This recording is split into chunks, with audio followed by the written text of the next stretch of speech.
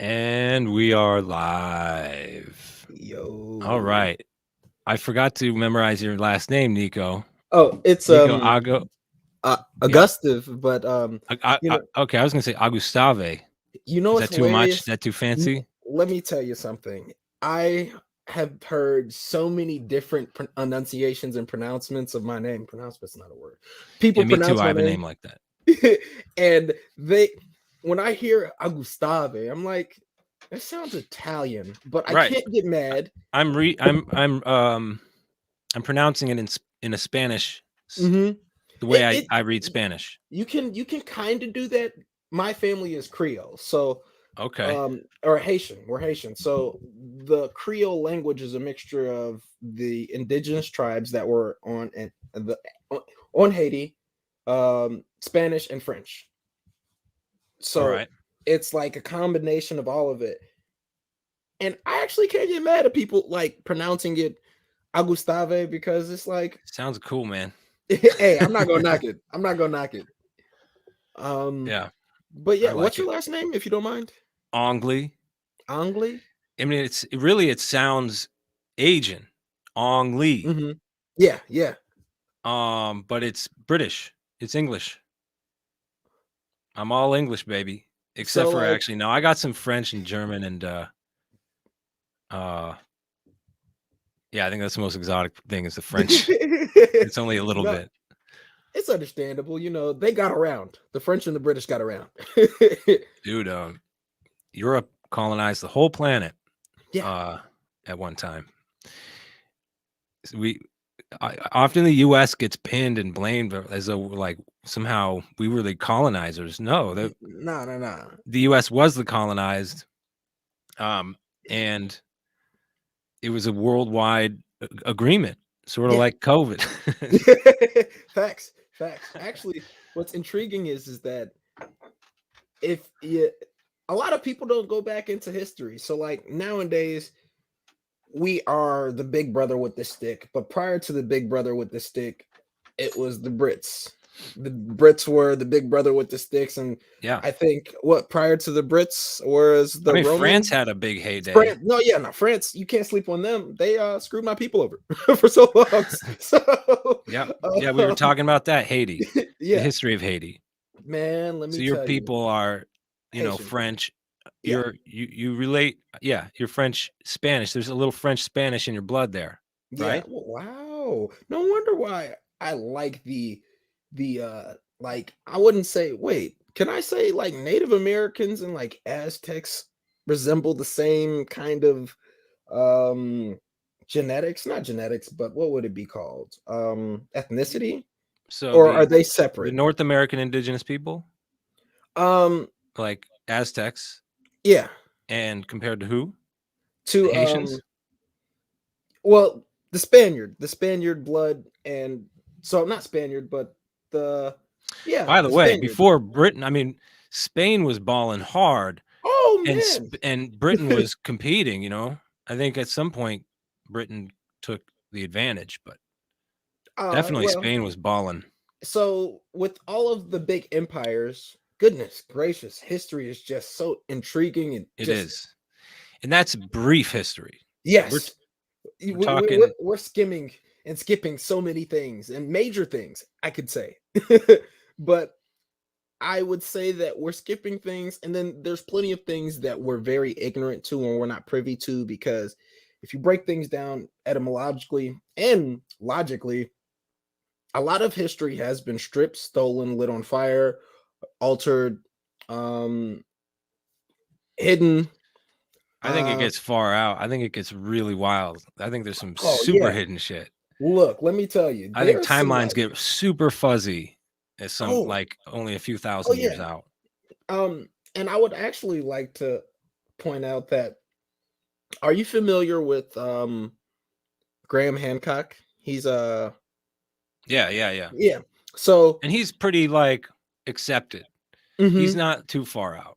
But he So does definitely is not he challenges mainstream kind of you got to. archaeology that I learned in college, for You example. got to. You got to. Oh, how was that? How was sitting down in an institution teaching you about digging up remains, and not just remains, but the cultures and understanding the cultures? How does that work necessarily?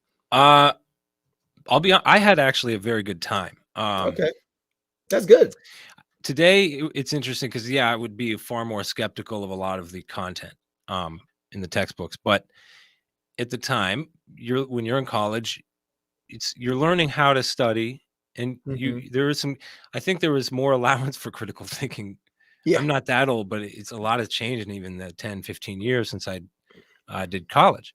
But I could say radical changes. I was at community college, but I just lucked into like a relationship with a kind of like a retired professor that kind of just taught there so he could have a desk somewhere. But he was good, and we did an independent study course, and he helped arrange me to get an Asian Studies award for the work that I did with him and other classes I took. So I actually had a very good time with anthropology and studying it, and he helped me look into the genesis of calendars. Uh, Oh, okay, yeah, yeah, yeah. yeah, so I was interested in actually that kind of came later. What I really was interested in is when did astronomy become astrology, or when did astrology become astronomy? Because astrology was accurately observing the astronomical objects in the sky, Right. accurately recording them and predicting them, and then coming up with some wild ideas around it. But then, at what point did it become astronomy, a hard science? Oh, And to me, that's damn. when the calendar is introduced. That's basically when it starts splitting. So, which calendar are we talking about? Oh, well, The no. Jesus, baby. Uh, Jesus. Okay, okay, okay. I mean, it's really just the idea of like summer solstice, noon, the sun is right above head, 12 o'clock. Right. And depending on where you are on the planet, round or flat, whatever you believe in. But if it's wherever it is, it's like that's one day a year. So that's how we base that 12 o'clock. Our Hmm. clocks then go round and round every day, and it's Right. this invisible little pattern, but it's accurately based on what's happening with the sun. Yeah. It's kind of not kind of. It's absolutely interesting if you go back to a lot of the historical like powerhouses. They've used astrology. Oh yeah, everybody's. It's And still very popular. it's hilarious how we Yeah. have individuals who just dismiss that their ancestors completely just looked up at the sky and they were able to sit down with a council of individuals and come up not with just radical, but like some concrete ideas on how things move. And it still reflects today on how similar and tied it is into our everyday existence. But there's a lot of people that are ignoring it, and then it's a growing community as well, which is a double hand, if you will. Like a red pill or blue pill. Do you believe in it or do you not? Y- And You know, it's interesting. In Tucson, I lived in Tucson, went to high school in Tucson, Arizona. mhm. It's one of the few cities in the world that I know of where they've outlawed a certain number of a certain kind of light bulbs. Oh. So that, Oh, so you can see the stars? mhm. That's dope. Yeah, University of Arizona is an important physics laboratory, has important physics laboratories, and there's other um, observatories around the area. So Mhm. it helps That with that. But it's one of the few cities that really, yeah, it's neat. It's cool. It, how is the nightlife and being able to gaze up at the stars? you can actually see them from the city. In Oh yeah. Philly, I don't have that anymore. Yeah. It's a Yeah. that's a I honestly don't know anything about Philly. Actually the only thing that I know about Philly is from this movie that I was just watching before we got on here, and they got horses out there, dog. You guys got Sometimes horses. you see horses. Yeah, it's a wild city, dude. Yeah, It's a I've wild heard city. it can get pretty There's a creek by my house, okay. and at any given time, we're talking a few hundred yards, there could be a deer just roaming around from my house. But that's beautiful though. You got Mhm. you have nature that's So are you closer to the city in Philly, or are you like I'm in the heart of the city. I'm in North Philly. wait, so the city of Philly's got deers running through this, you dig? Through the creek, That's through the creeks. crazy. That's Yeah, because crazy. they connect up to the next county, and there's just a connectivity trail into Mhm. more rural parts, but it doesn't ever really get very rural. My standard for rural is Western rural, Okay. like Oregon rural. Okay. I lived in Oregon for a long time. I'm like a Portland liberal, former.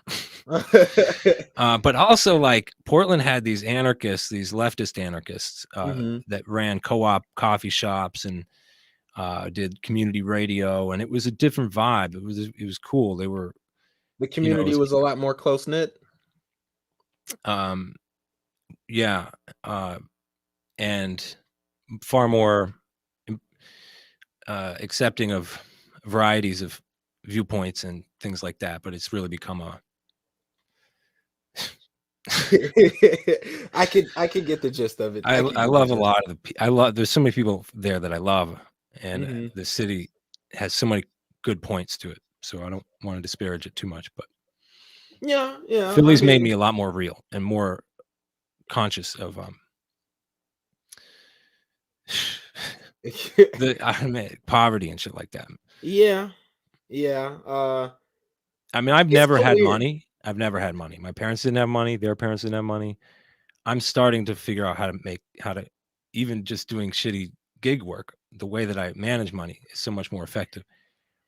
Finally Well, learning how to have money. where your grandparents and like your great grandparents, where did they reside? Okay, Did they my mom's from Detroit. Where aren't you from Detroit? I swear you were talking No. about Detroit on the Close show. enough, close enough. I'm Chicago. actually Chicago, You yes. never talked about Detroit on the show. Nah, Hmm, nah. that's If so weird. anything if anything, it'd probably be Chad that talked about Detroit Huh. because he moves a lot. He moves around a lot. Mm.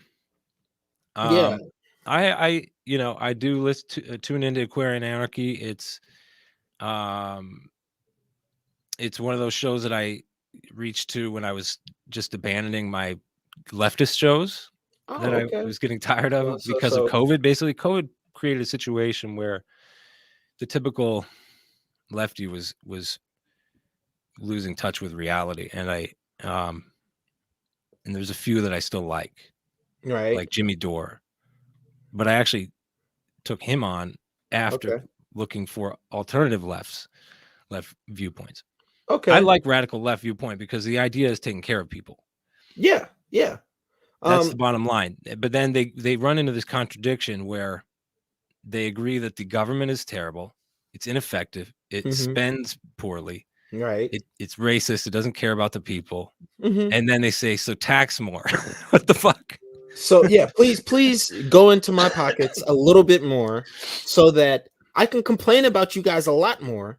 And then when I'm done complaining, okay, here's another $22 because I want this fast food, which is garbage, but we still gonna tax you on that as well. Yeah. So it's It and funny. only, um, oh, what's the word when things pile up? Oh, Uh, I mean Compounds. compound. Yeah, Boom, compound. good job. Yeah. Yeah, it only compounds because it didn't used to be an income tax. There didn't used to be X, Y, Z taxes. They just Hmm. compound. They always say Yeah. temporary, Yeah. just like It's the war state that was temporary, but now it's permanent. I was sitting down like prior to this getting back home after work, and I was like running through the list of things, and I'm like, okay, so why do people still like government? Like, why do people like, for example, my father? We've had a conversation.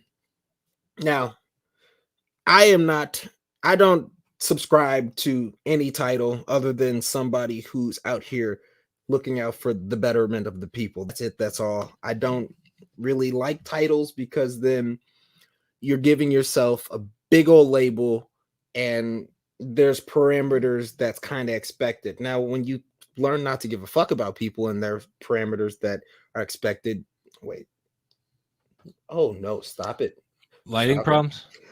My USB port is trash on Mm, this one, and it just wants to act a fool. But when people put themselves in boxes. Oh, I'm a liberal, so I have to go X, Y, and Z. But like, if you drop some conservative values on them and don't mention that they're conservative values, they're more than likely going to nod their head, and you look at them and be like, you just agreed to some. If you just put it into your own words, if you care about people, Right. here's my hang up is that people start getting into where they care, whether they're liberal or conservative. It really becomes down to Democrat or Republican, because you're getting into party line thinking. Right. You can if you're truly liberal, you have liberal values, and you actually are always skeptical of the Democratic Party. If you're truly conservative, same thing. You might sometimes vote Libertarian, sometimes vote Republican, just depends who's the candidate, right? That's rational voting. But people get really into the party line thinking, and so I felt like I was at liberal values. So, for example, my first voting opportunity was Al Gore. And I really wanted to vote for Ralph Nader. I liked him more. But in Arizona, I was afraid that, if there was any chance that Al Gore could win Arizona, it'd be a lot better. And I don't know if that was true or not, because it does seem like they needed Bush in there to make the rest of the shit happen, if you know what I mean. Wink, wink. But I think I just continued to vote for the Democrat on that same goddamn argument, the better of two evils. And I just got fed up by 2016. I never could bring myself to vote for Trump. So didn't, but I did vote third party those two times. But I swung both ways. Like, I finally voted green 2016. I don't like to tell people how I vote, to be honest, but I'm going to do it. And then I voted Libertarian this last time. Which was really because of Spike Cohen and the fact that he was associated with Vermin Supreme. Vermin's dope. And he's an anarchist. So I was like, okay, now I like where the Libertarians are going, if this is their new leadership. No, but when fighting such an established monster, and you get somebody who really speaks on the proper ideals of freedom, you're not going to win.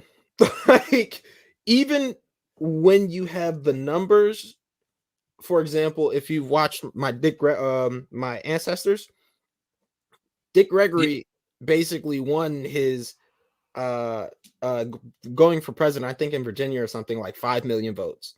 Yeah. But they fucked up on it. And it's like, oh, well, we're going to do a recount. I'm not saying that the Libertarian Party can't can't change things, but when it comes to voting, it's very evident. How did Joe Biden become more popular than my man's Barack Obama? You feel me? Yeah. Right. Like, it's crazy. Okay, explain that. Actually, I want to capture a little bit here, because for the people who are eventually going to watch this, maybe somebody will jump in here for the live thing, but people that are watching this, you did a show the other day or last week or something about when I listened to it versus when it actually came out.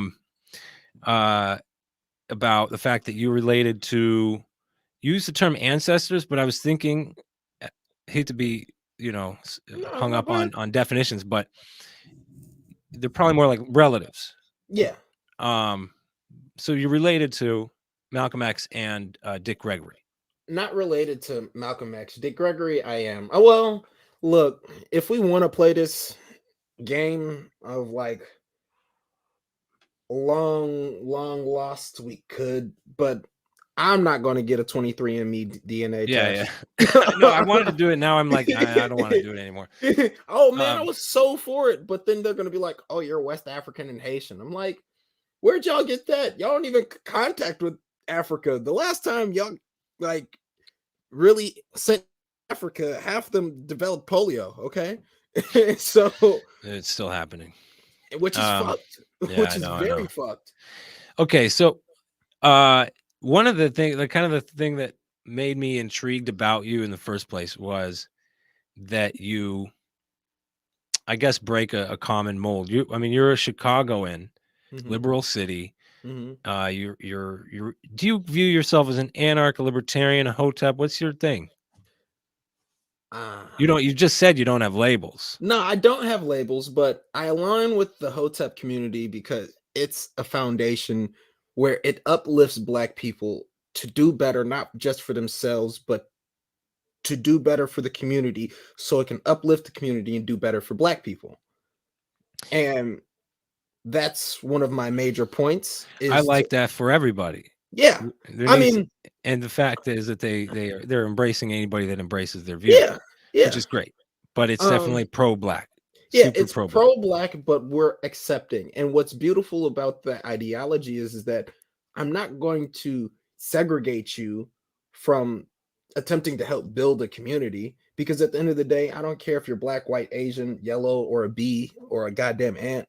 If you're investing into the betterment of people, I know that you're a good person just at the core of your heart. Yeah. Yeah. When it comes to being an anarch, I believe in self-sufficient.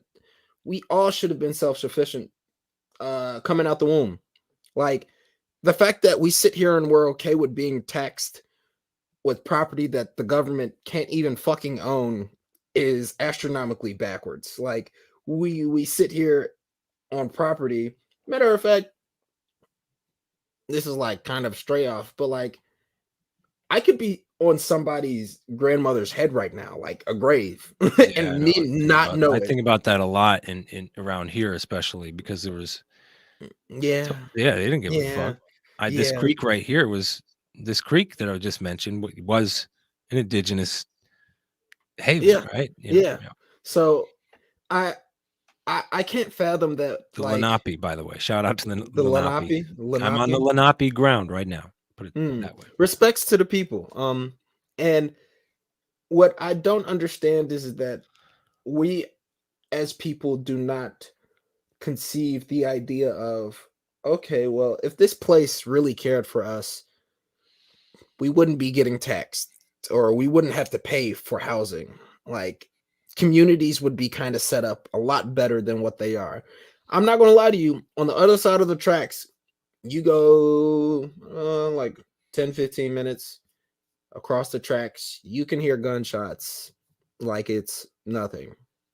Like, that's just how it is. Thank God my grandmother was somebody who, coming from poverty, she knows what poverty is about, but she also knows what self-sufficiency is as well. My people have in Haiti a couple different properties, but we have acres.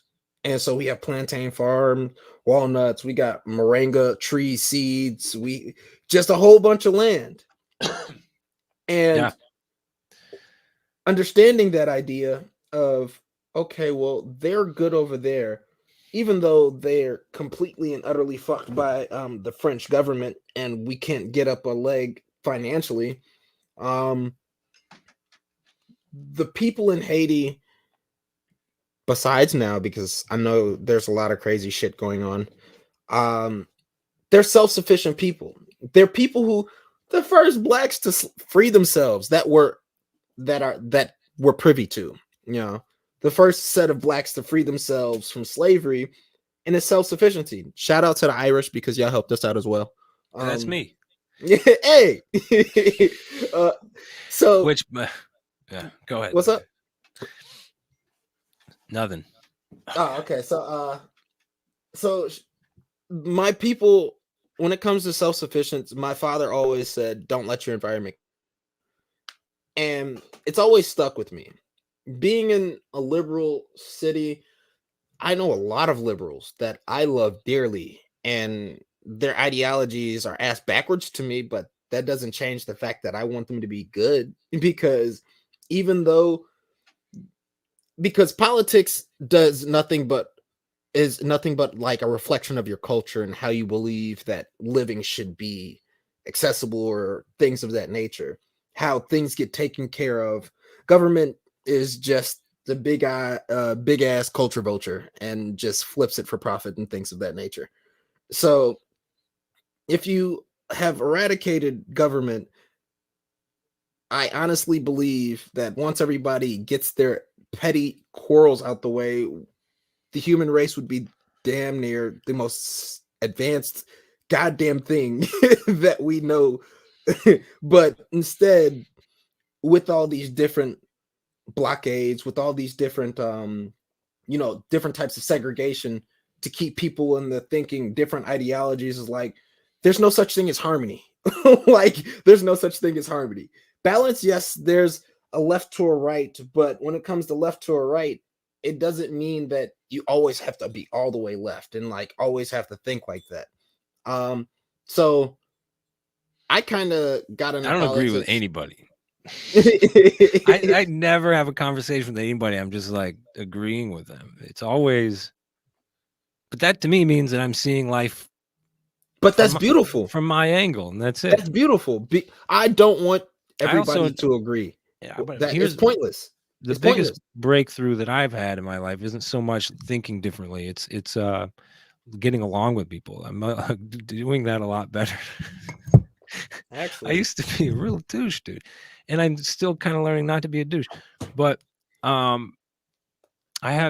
was thinking, like, if I actually got all my friends together, everybody that I know, and hang out with, it would be a riot. There would probably a fight would break out.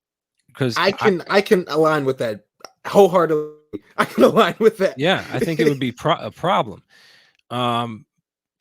But maybe not. I don't know. Maybe people can, rise up to the occasions, because I have conservative friends, liberal friends, racist friends. I hate to say it, but like, I'm like, dude, why do you think this way? I don't agree with this, but then everything else they do in life is fine. It's weird. Especially family, like that creeps up in family.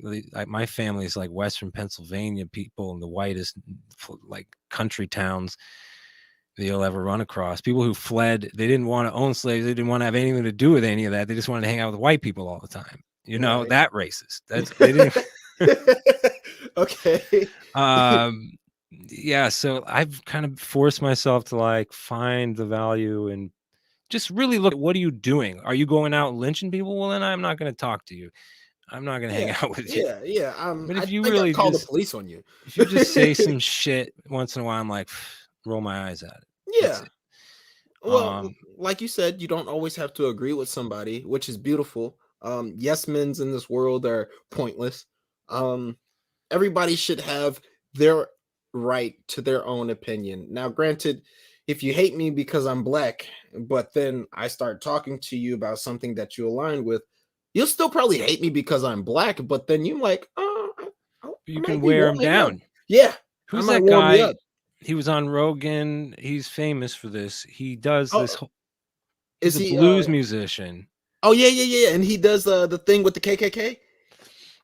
His story is like he kind of got started on this path of like talking with racists by just playing music in a bar and then sitting and having a beer with a KKK guy, and then he ended up wearing that guy down to where he bounced out of the KKK. Yeah, and the thing is that with that he met with the leader, and it's kind of funny, Daryl Davis. Yeah, Daryl Davis, and Double D. Yeah, I appreciate the highlights on that, because the thing is that he doesn't fuck with the idea of hating somebody based on the skin. So I'm going to do my best and be uncomfortable as all hell, and I'm going to talk to this gentleman who just dislikes me because I'm a different shade than him, and my culture has been mocked at, so he only thinks that I'm a mockery. Also, being surrounded by the yes men of your group, you don't get away from that. But then when you're able to have a drink with somebody, or a blunt, or whatever choice of poison you choose, you can choose, you open up, you loosen up, you feel me? And people have forgotten that nowadays. People have forgotten to loosen up. I mean, granted, Mama Vid is up here telling everybody to stay inside, and gas prices are rising up astronomically. But yeah, and don't look at somebody's face. Don't look at people's faces anymore. Put things over your face. Yeah, and don't communicate with smiles anymore. You have to stay 6 feet away from me, sir. I've noticed this. Sometimes I like smile at someone to communicate, like, yeah, hello. And then I realize, I'm wearing a mask. Oh, black people figured that out. We just what's up, bro? Well, I The head mean, nod. it's not very flirtatious. Nah, I mean, Maybe yeah. I want to smile. But you get okay. So I want to ask. Okay, you're sitting on this podcast. You're 20 what? 23. I mean 23. Yes, sir. That's my favorite number. It's my magic number.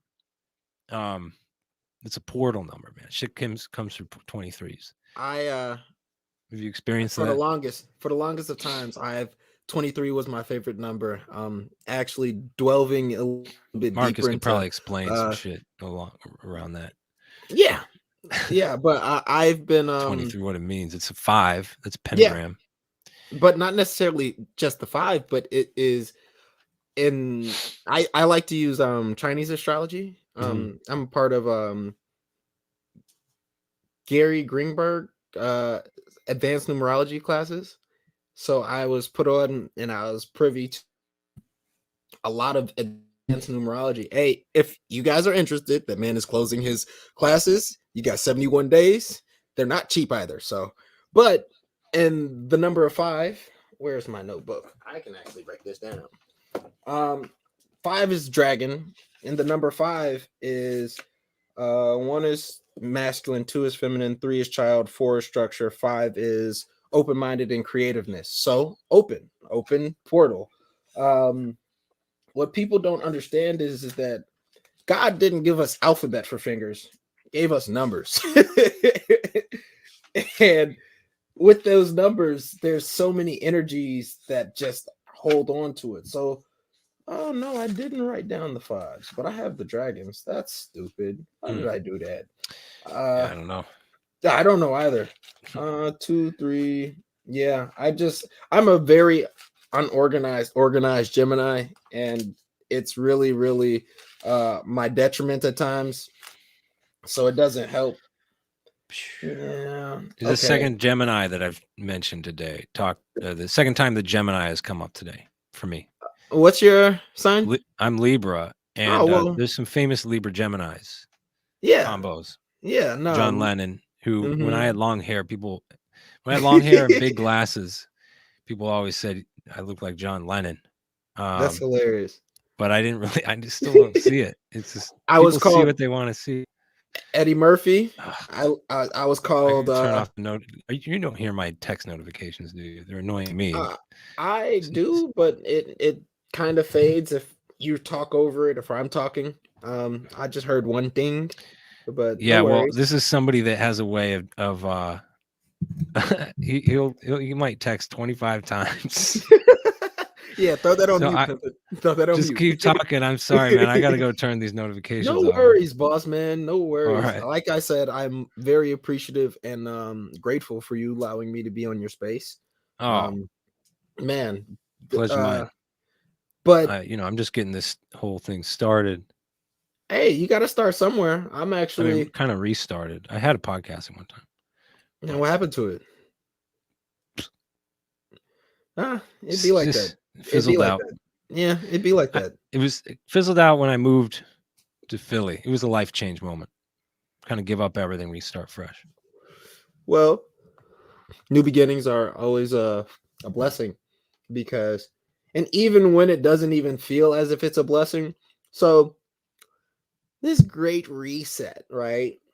Where things can be radically changed, where we go to a cryptocurrency based world.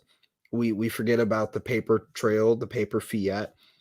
This is a great time for people who choose to be self-sufficient. You can be an anarchist. You can be black, white, brown. It doesn't matter. It's a great start to... Hey, somebody just joined. Chad.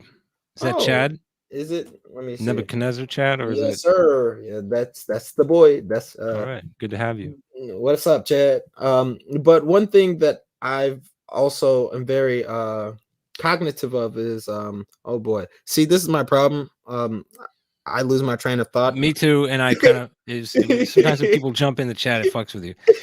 Right. Well, I would before my notifications fiasco as well. I was trying to get at like the idea. You're on a show with two dudes over 40, one of them around 50 or over 50, right? Yeah, yeah. It's And you're interesting. like in the young liberal. You're a young guy. You're in a liberal city, and I'm just the fact is you're black, so they expect you to be Democrat and all this. So you Yeah. break the mold. That's why I call it breaking the mold. Uh, and and I think that like that's interesting in itself, and kind of like 35 minutes ago could have sprung board off of that, but here we are. We can Yeah, kind of no, we can parlay into this. It's funny. can spin off All of my again. family, all of like a majority of my family, all Democrats. And when I was younger, and this is like really when I kind of understood politics. Well, let's put a pause on this. George Bush was a 5, and that's a dragon, and he won presidency in an 11 year, and he's fucking America up. Joe Biden won in a rat year, and he is a fucking horse, and oh, he's doing great things right now. But going back to what not Joe, but Barack. I remember being in the car with my aunt, and uh she was talking to us about something, and me being the Gemini, me thinking I know everything, I told my cousin, "Yeah, we're Democrat. You want to fight Democrat." But what's beautiful about my aunt, even though she has Democratic views, she was like, "No, you can't just stay like that. You have to expand." And this opened up my mind to like, oh, okay. I mean, I don't necessarily know Democrat and Republican. It's very ignorant to it. It wasn't in my worldview. It wasn't something that I was really paying attention to until I got into high school. And then I started to see like the values and the value systems between each side. And then when you go deeper into it, and I start to pick up books and start to go deep, not just history, but Black history, it showed that Black people were not Democrats. We weren't Democrats. We were conservative, and not just conservative. I use a lot of etymology. I like to break words down for their true meaning. So Yeah, I like that. you feel me? So like Or at when least you're historic meaning, it definitely traces like a context. yeah. Yeah, So when you go and use the word conservative, you conserve things. You right. feel Yeah, Black people were, since we are the minority in this country, we had to do our best and conserve a lot of values and things of that nature. Preserve whatever we had left over, and we keep a close knit, tight family unit. One thing that I admired um, about, I mean, I'm not saying that white people don't have it, but from the historical lessons is that Black people's very close. Actually, it's like a tribal unit. You know, when you're able to have a community and that be your family, you know, not that many people understand that your family isn't necessarily reserved to just you and your direct bloodline. It's representative to a lot more. So going back to my aunt and being Democrat, and she told me like, don't settle for the ideas that's just placed in front of you. Continue to go deeper. So as I go deeper into my research and knowledge, and then I tap up on um what is it? The Egyptians. Then I mingle around with their ideology and how they move around, and they never really they had a nice system. They had a nice equal and balanced system. And granted, there was a ruling class and a lower class, but where isn't there a ruling and lower? Even in your own, like when you're a parent, you're the ruling class, and your children are the ones that are underneath you, and you're the dictator in that household. You feel me? yeah. I think But Confucius has all kinds of ideas around that sort of. Yeah, I think it's just like you know, speaking of etymology, the word economy has two root meanings. Okay. One of them is household management. Mm. You got to think of like a more ancient time when a household was a bigger operation. Yeah, they made it trivial now. You can choose, and that's so hilarious. It's actually very fucked up how we've allowed, and not just me or you, but like as a world, we've allowed family units to be dismantled, and we don't truly value what So families that's the provide. insane thing about the meaning of liberal, I guess. I don't know what the etymology. I never looked it up, but the idea of it is like, I want to say heavy-handedness. It's like it's being liberal always means erring on the side of excess or Hmm. abundance. Hmm. Um, so that could mean an abundance of taxation, abundance of liberal like social programs. I don't know what exactly, but the idea is like, rather than it's progressive is like the real opposite of conservative, to like to try Right. to progress versus Hmm. to conserve. You're right. Um, so that's really is like what the left is supposed to be, is progressive, trying to Right. push things forward. And there's a great deal of value in that idea.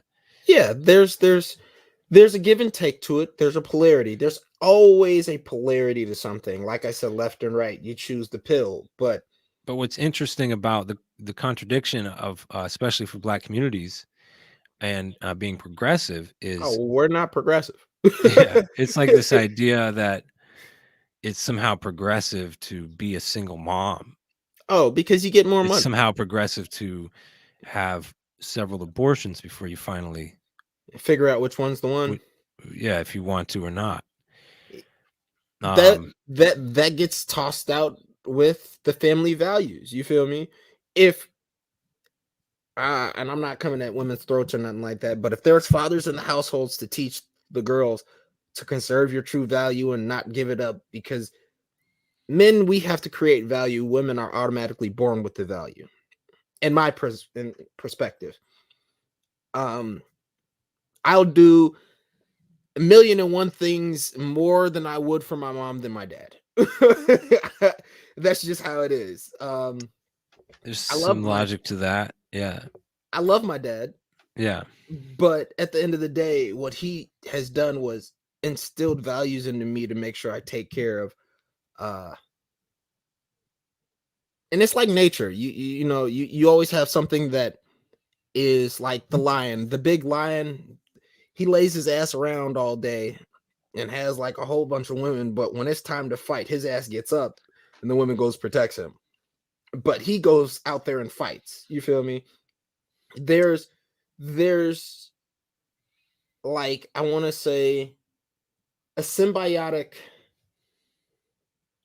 what's the word for it? Like a symbiotic ecosystem that not just only humans follow, but it's littered throughout all of nature, you know? It's even beyond symbiotic. It's like integral. Yeah. You're We talking about some base. Yeah. What are you talking about? Some kind of a base so system to our when existence, to relationships. yeah, relationships are it's a necessity for the human soul. Humans, we are the only species that necessarily truly thrives through communication. Like Yeah, it's fascinating. we need That communication. seems to be our great skill, and it allows us to come together collectively to wage war effectively. It apparently helped us wipe out the Neanderthals and the giants and what do you call them, Uh, Nephilim. oh yeah, Nephilims. Um, Um, but yeah, you see the so like a colony of ants shows you what um is it we're communism? we're Is really, it it's what? amazing how effective we can be Yeah, organizing toward war, but we're also very sweet. Humans can be The sweetest it things on this planet. and achieve yeah, I mean, think about what it takes to raise a baby. Man, Endless patience and sweetness. because you sure gotta bite your tongue, like, but you can't do that I because mean, just they're so like, okay, I lived on a farm. I helped I one time I was alone on the farm. It's a, Mhm, small farm, not a big deal. A few sheep in the barn. mhm. And a lamb came out. And it's the first time that I had to deal with a newborn lamb. I Okay. dealt with the sheep a lot, but Right, right. and with lambs that had already been born, but you have to keep it alive, otherwise it could die. It needs attention. Mhm. Sometimes the mom doesn't want to deal with it, especially when they're not necessarily happy in the way that they're confined. Um, but I dealt with that, and it was first of all, like, it clicked in me when I, really did that. It was like these motherfuckers come out of there already walking, Yeah. and babies need years of straight up, complete helpless. They're Yeah, like, completely "Take care of helpless. me, They like, need all I the need attention help." in the world. Yeah. And then even when they're able to walk and be relatively self-sufficient, they need extraordinary assistance. Yes, because It takes a long time. And in our social way, it takes about 20 years to mhm. raise a human being into adulthood. 20 Well, years. Takes about 2 months for a lamb to become self-sufficient sheep. But it's then they the need a funny thing shepherd. it's the funny thing They about can't well, there's no anarchist sheep. No, there's actually a lot of anarchist sheep, wild sheep.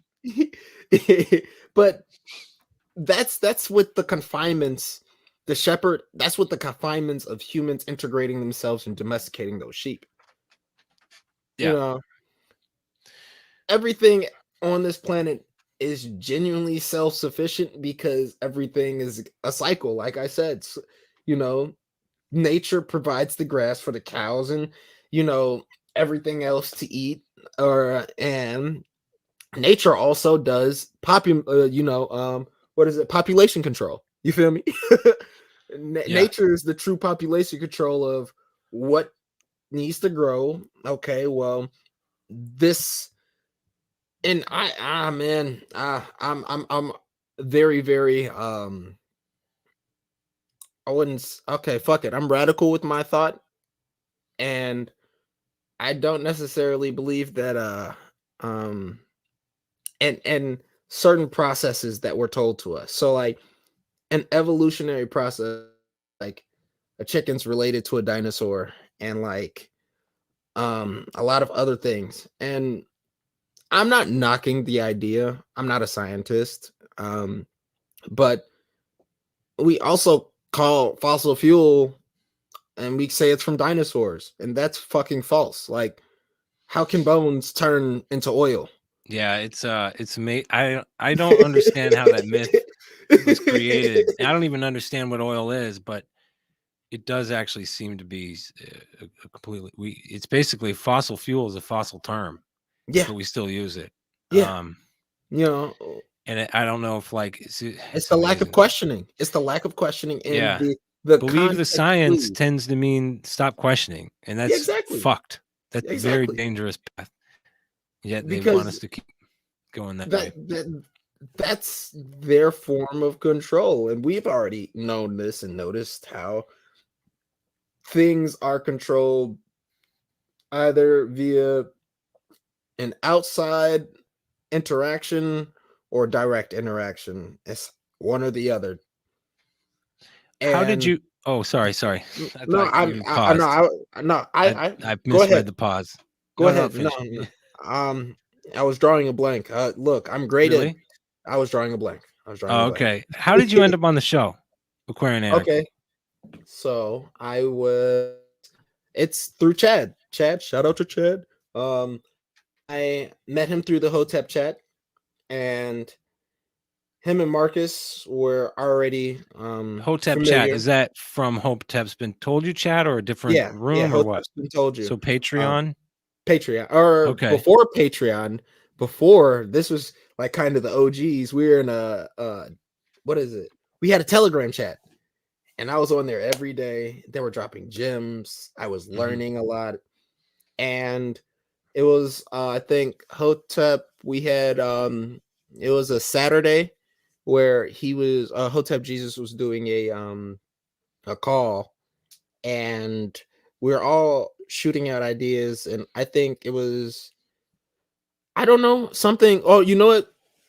Because one of the people, Drew Sample, he hit me up, and we were just chopping it up and parlaying, and we were um getting acclimated, like genuinely acclimated with the group and the people in the group. And then Chad hit me up, and we just start spitballing and going crazy. And he's like, "Holy shit, I fuck with you," and I was like, "Hey, I fuck with you too." So we started talking a lot more, and he posted a video of him and Marcus doing a video, and I watched the podcast, one of their first podcasts, and I was like, I need to get in contact with Marcus because he knows a lot more about my culture than I know about my culture.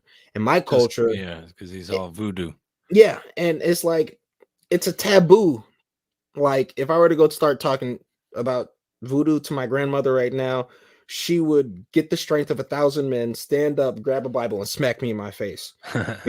Yeah, it's interesting. It's kind of I wanted to talk to Marcus just to challenge him on Crowley, but that's Hmm. another thing.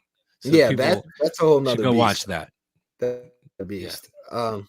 But after I was like, Marcus, please just bless me with your knowledge on my culture. Like, Yeah. and I have family members who are practitioners and who are well versed with the knowledge, but what I'm not that close with them. And the internet makes things turn closer than they need to be, if you will.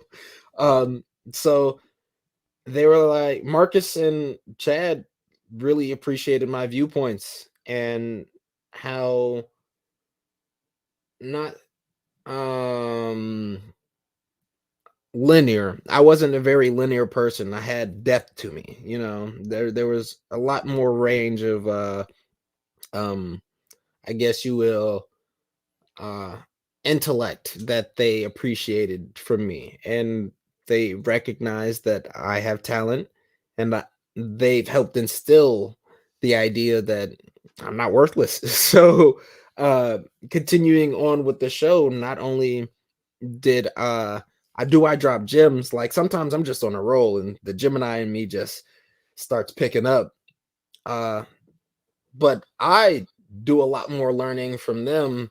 I hands down. They say they learn from me, but I think they're bullshitting sometimes. So, but Yeah, I it's mean, just I think it's nice to have a younger guy on the show. mhm. Yeah. I don't know. It's Your also input is sometimes you're famously hard to jump sometimes yeah. and I'm overpower the those old guys. I'm somebody who also has like a lot of uh respect instilled into me to never jump in front of your elders. Now, Right, yeah, you mentioned that. if we were to be out in a place where it's like not in front of a camera and where they're spitting hard facts, I honestly feel as if my input wouldn't be as I used to think this. We have no more doubt. I woke up doubt free every day now. But I would used to think that like what input could I possibly give them that they didn't perceive of? There, you know, when you're older, you have a lot more wisdom, and I appreciate the wisdom, and I didn't understand um the true appreciation for my wisdom until I started talking to my younger siblings. I'm like, holy shit, you're onto something.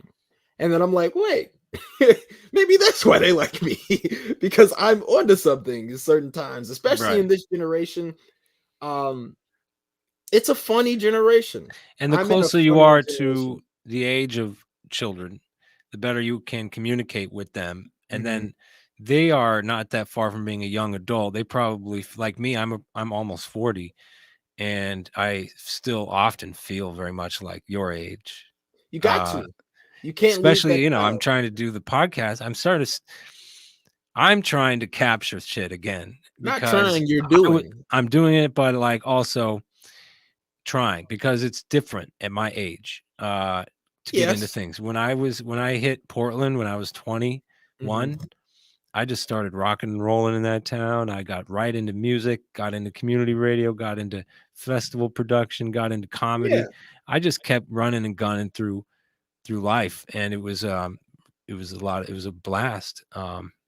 But like I've gone to like shows where kids young, in their 20s and are hanging out at like noise Mhm. shows. What I was into the avant-garde, the super experimental weird shit, like more Like, punk closer to punk techno? punk. What's weird is like punk evolved into noise, electronic noise, and then Okay. electronic noise evolved into techno. Ah, Techno okay, was okay. already going on, but then like people who were like inclined toward a punk rock kind of Mhm. attitude and music got into what we called noise. Okay, okay. And then noise through being electronically produced, these people began to appreciate like more like dance type music. So that Yeah. I found like a community in Philly had a warehouse, an illegal, like venue doing Mhm. shows and late night, overnight kind of speakeasy venue. Right. And it was a super funky, gross punk rock ass place, but they loved like dancey, beat heavy music, and that's what they Yeah. produced. Um, it's interesting how that happens. Punk became electronic music in the It's like um, rap and mumble rap, like but I've got just to finish the joke real quick, but no, I want to no, hear go that. I ahead. want to hear that thought. Just to finish the joke. Last I was at a show with noise, like young people hanging out watching noise and stuff, Mhm. and everybody was looking at me like I'm the narc. It's just not, Look, I can't there's just jump company into that right here. world anymore. Plus, it's not even the music I care about the most. So I'm actually having to come at it from my Mhm. new being a mature person.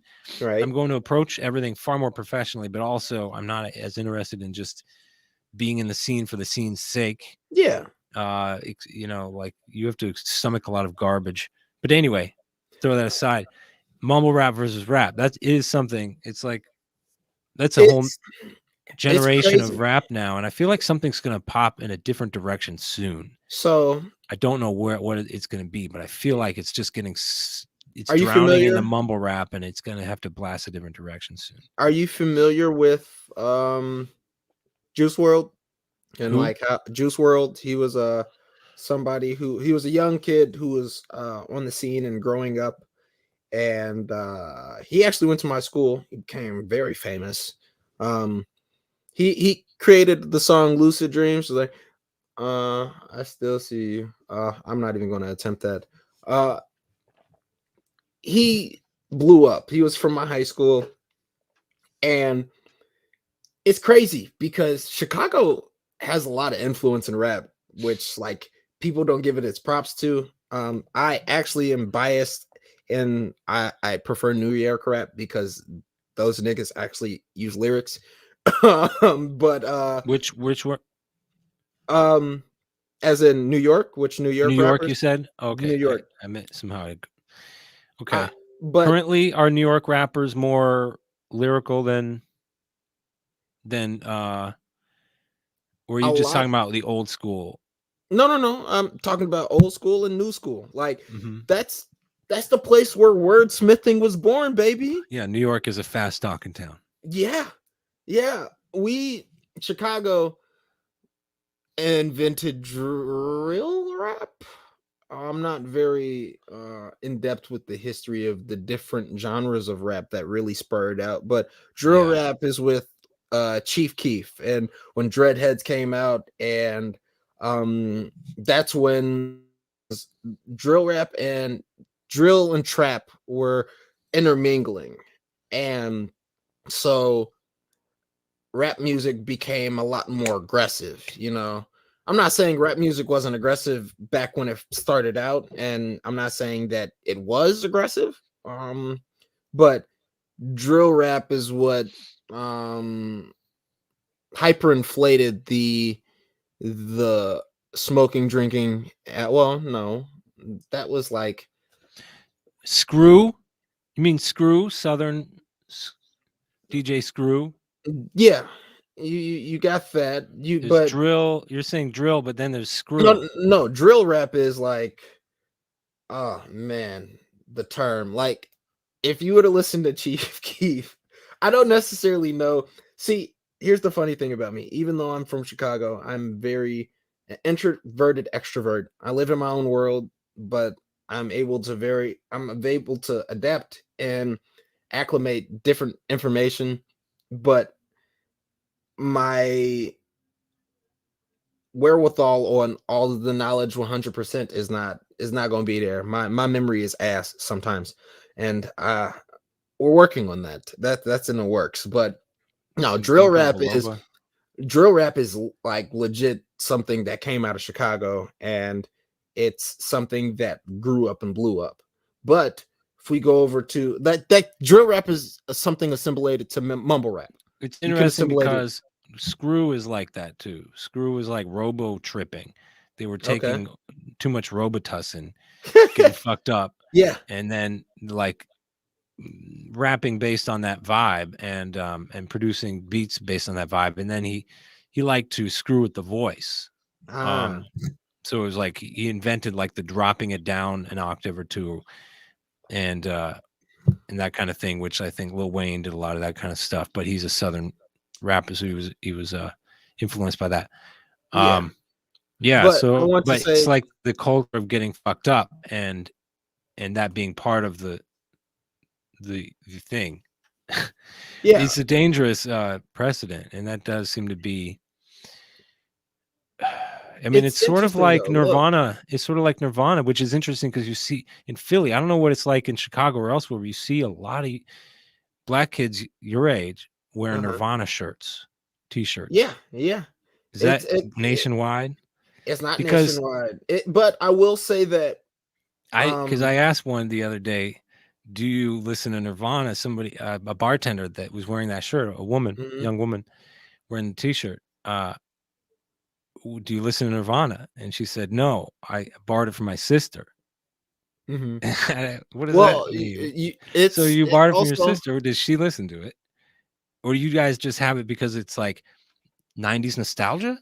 But to me, Zoomies, Nirvana baby. represents like sort of drug culture for Mhm, rock for young mhm, white suburban kids. mhm. It influenced a lot of suburban kids to take on drugs and heroin and shit. So it was like a subversive. Nirvana was in a way a subversive MK Ultra fucking experiment. You know what I mean? Like, Yeah, yeah, and to see and then how you see it it now with the black influenced. communities, Yeah, which but was already happening with gangster rap at the time before around the same time as Nirvana. yeah. But the What year early did years, November? the early What 80s, year? late 70s rap, far more positive and more like dance, have a good time, smoke a little, nothing big, no drug culture involved. It wasn't about that. Well, the very beginning of wordsmithing or rap, there's a lot of conscious shit being dropped. you know, And just straight fun. It's like fun. fun Yeah, and some conscious stuff, but a lot of it was just fun, yeah. which was great. And it was the idea of playing with words in a smooth motion and manner, and being able to truly experiment with the English language with music involved. And it's weird because not only did drill rap have a heavy influence on a lot of areas, but Juice World has a heavy influence. Like, when I say heavy, a lot of the kids that I know do a lot more harmonizing and singing along, and using auto tune and like talking about nothing but drugs, alcohol, and sex and murder, you know, Yeah. and that's a massive influence.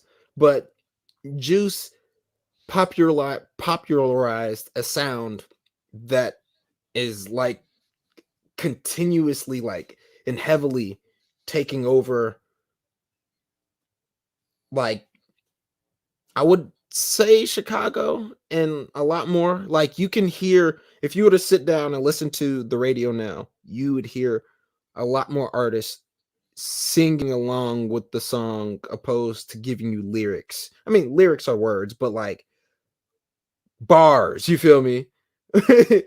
Their bars aren't as intellectual or clever now, I would say. I mean, but granted, I don't dwell super deep into it because all my bars are from actual people who one of my biggest influences, hands down, is a group called Flatbush Zombies, and they're from New York.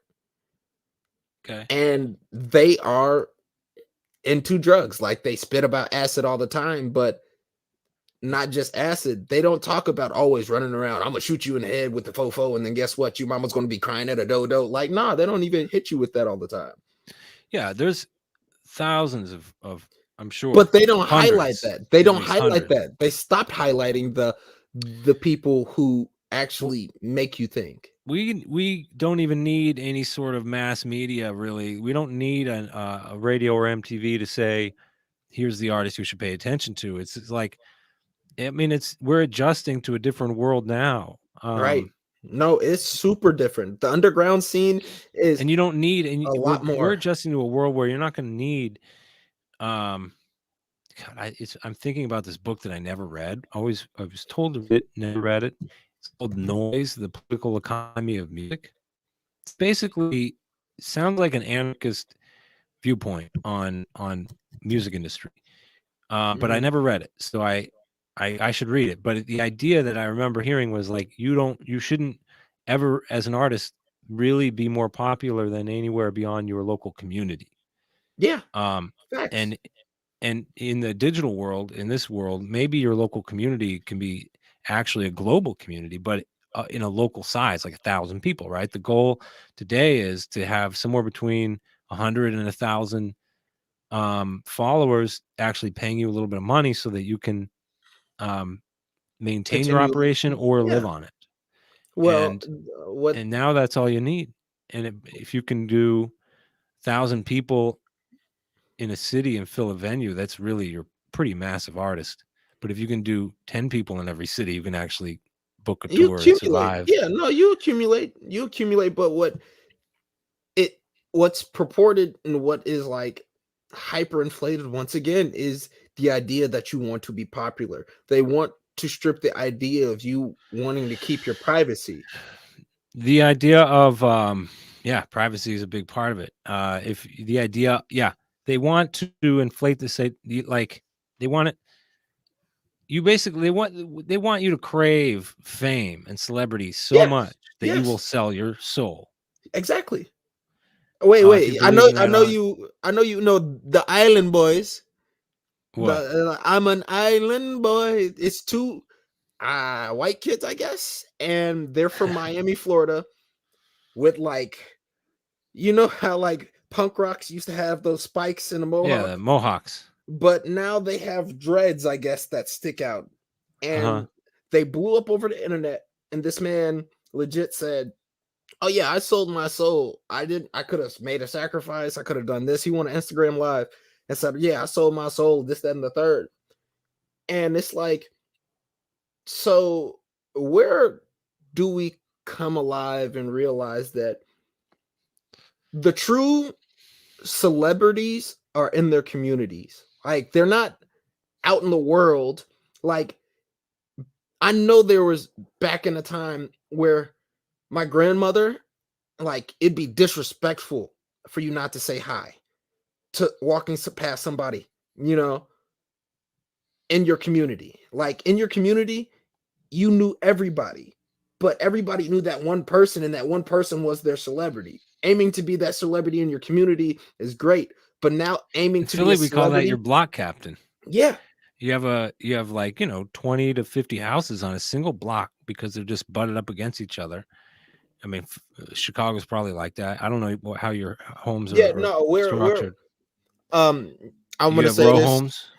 You call them yeah, row homes, we don't call them row homes, but they're butted up like condominiums, bundled up, all bunched up in the city, yeah, not apartments, like a home that's yeah, home, yeah, yeah, on the other side of the 3 block, they got stories them. typically, Mhm. but narrow. Yeah, super thin and like No congested. yards, maybe front patio and back, Mhm. and no Super, yards. super Yeah, congested. It's we hell call of them a. row homes. What do you call them? I would. I just called it somebody's crib. I'm not gonna lie to Yeah, you. I just funny. called it somebody's crib. But it's what you call it? It's like, you know, they stripped that idea of you wanting to be local. They stripped the idea of you really wanting to be like really friendly with your neighbor, and they made it about like you wanting to like really reach all the world. The world Mass. needs to hear you, the masses. Which makes sense when we're talking about mass media, Yeah, because they yeah. didn't have a. It's a very efficient system. I'll grant it that. You take a tower, you broadcast a signal, Hmm. and that can reach millions of people within a short distance. Seconds, And in a yeah, matter of within seconds. seconds, and that signal comes in. It can come in looking very good. Today we have HD video coming in on still in that same system, Hmm. um, and it looks great. Yeah. Uh, Very impressive, very effective, very efficient. You don't Hmm. have to run wires to anybody's home. Nope. They just have to have the device that can receive the signal and put it on the TV or the Exactly. radio. Hmm. But nowadays, it's all about fragmentation and the value of a specific, passionate audience. So, for example, you might put a basketball or soccer game or whatever game on a TV channel Hmm. and broadcast it to the entire city for free, Yep. because you're going to sell ads for for as many people eyeballs you can get. Well, now And they know then, that a soccer audience or hmm, playoff NBA audience is so devoted, they're going to pay for the subscription. They're going to yeah, be a more valuable set of eyeballs for the advertiser, so they just crank up the money. so that they can ultimately, skew your view on a lot of things. Because one thing Right. that Then they actually have a more pliable kind of, like you're your brain is more, it eats it's one a, of the dangerous. Yeah, go ahead. Sorry. no, your brain is very, very it's like you're drunk when you're in your phone. It's like you're drunk and you're very susceptible to ideas. One thing that I've noticed and I remember hearing was is that social media is so damn dangerous and people don't recognize it because it's basically what the CIA did, where they throw up a whole bunch of pictures and keep throwing up pictures, and then they just break you down mentally so that they can integrate a lot more things. Now, when I am on social media and I follow a certain set of people, then I get yes manned. And then all in my subconscious, because that's what rules you in the first place, all in your subconscious, you're consistently thinking about these things. And then that's all in your mind. That's the fear porn. That's like with porn. That's with music. You feel me? Like all these different influences is a great brainwashing tool so that they can fuck up your communication. Yeah, all of that. Um, they basically, one thing I like to point out is how many psychologists they have hired to streamline and tailor their systems to keep you addicted and in Mhm. states of fear and anxiety and things like this, literally for your advertising value. Yeah. And if we applied the same resources to solving mental illness, we could have a world without mental illness. But Oh, instead, easily. they are hired and geared to generate mental illness. And then the people who are actually trying to solve mental illness, the real therapists out there, ironically get hooked into the grift because they Mhm. have to keep maintaining this unhealthy population. But uh that's the pharmaceutical whole, that's medical. That's like that's the whole medical field, man. Like, to be honest, I have a book on astrology, and not just astrology, but astrology related to health, that says that cancer was cured back in the 30s, man. Well, there's no cause, there's no cure. If your body is working healthfully, it's always fighting cancer. I Yeah, think that we don't appreciate we use colloquial terms. It confuses our sense of what's the body's actually doing. And I think the first one you're introduced to when you're a kid is cavemen only lived to be 30 or hmm 40, right? yeah, Well, then explain to me um, why there was people who were over like 100 back then. Explain to me how Socrates was like 80 or 90 when yeah. he Dusty died. old man. Yeah, like the truth is that there was a high in the same way that the people who get addicted to opioids and die young drag down the life expectancy average doesn't mean people are just dropping dead at 67. Facts. So we have this dopey statistical thinking that isn't tied to reality. Sure, more children died and more adolescents died young. People Right. died young, but the people who survived past these key ages tended to go into their 60s, 70s, 80s, just like today, and Yeah. 90s and 100. Well, like we said, you know, and going back to all the way to the anthropology and Graham Hancock, they use lidar only to a certain point, and what is it, the rainforest, and they found a whole bunch of different civilizations. They're like, okay, well, we can just stop it here. Yeah, they say even when I was in college, they were saying that the Mayan, I mean, all possible archaeological sites, maybe we've excavated maybe 1-2% Yeah, of all possible sites. yeah, and Completely therefore, banana. And there's even underwater civilizations that we can't that are much harder yeah. to excavate. And so that goes to show that if they were to explore that and exploit that to the public, it radically changes history. Radically changes history because then there's more stories, there's different God. people of ages. You feel me? There's different like cultures. There's so many different things that you can get from that, from exploring that. Yeah. But negating that, you're still stuck stingent to a small piece of history. Yeah. So It's amazing how poorly resources are managed. I no, mean, yeah, we could be doing all kinds of awesome work. we could But have been to motivation the is a big moon, part of back it. and around the corner, and Milky Way eons ago, I believe, if shit would have just stayed symbiotic.